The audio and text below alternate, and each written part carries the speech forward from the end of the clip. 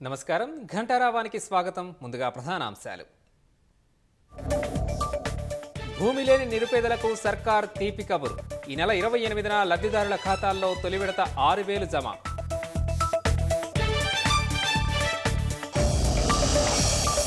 అతివల అభ్యున్నతికి కేంద్రం పెద్దపీట వేస్తోందన్న కిషన్ రెడ్డి.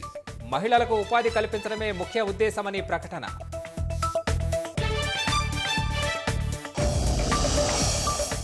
రేపటి లోక్సభ ఎజెండాలో లేని జమిలీ ఎన్నికల బిల్లులు ప్రస్తుత సమావేశాల్లో తీసుకురావడంపై సందిగ్ధత.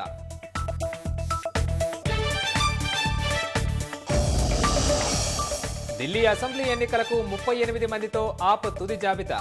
కాల్కాజీ నుంచి అతిషి, న్యూఢిల్లీ నుంచి కేజ్రీవాల్ పోటీ.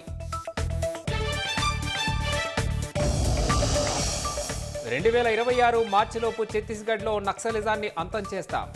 హింసను వీడి జనజీవన స్రవంతిలో కలిసిపోవాలన్న అమిత్ షా.